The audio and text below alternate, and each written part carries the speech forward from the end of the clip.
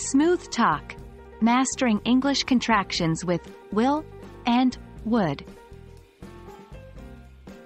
Hello everyone. Welcome to our English language learning journey. Today, we're going to be focusing on something that's absolutely essential to sounding like a native English speaker: common contractions. Specifically, we're going to dive into the contractions of will and would. So, if you've ever wondered about the right way to use I'll, you'll, he'll, and so on, you're in the right place. Contractions are a key part of the English language, and they're especially common in informal speech and writing. Essentially, a contraction is a shortened form of a word or group of words.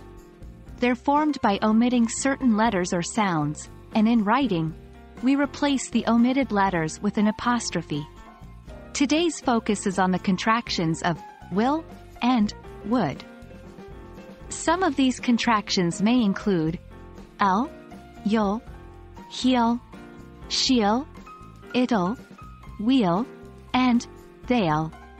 But what do these contractions mean, and how should we use them? Let's dive deeper. The contraction of will is probably the most common one you'll encounter in English.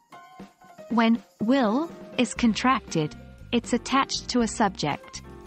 The subject can be a noun or a pronoun, and will is shortened to ll.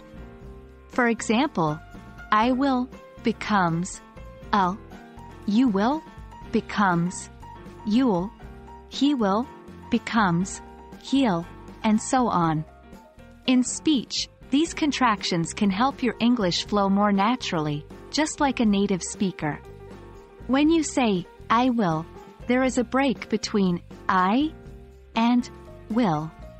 But when you say, I'll, the sounds flow together smoothly. Here's a sentence example. Instead of saying, I will meet you at the park, you can say, I'll meet you at the park.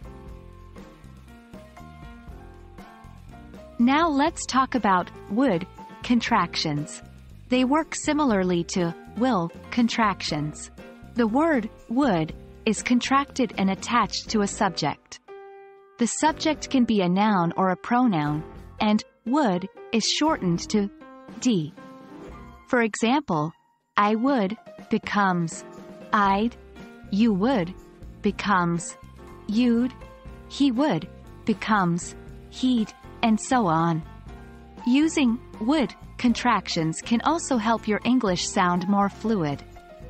Here's a sentence example.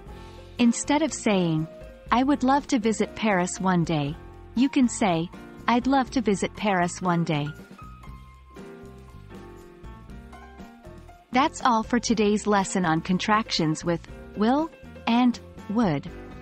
I hope this has given you a clearer understanding of these contractions, and more importantly, that you feel more confident in using them in your everyday conversations.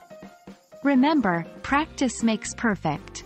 So, keep practicing these contractions and you'll see your English fluency improve. Thank you for joining today's session, and as always, keep learning and keep growing.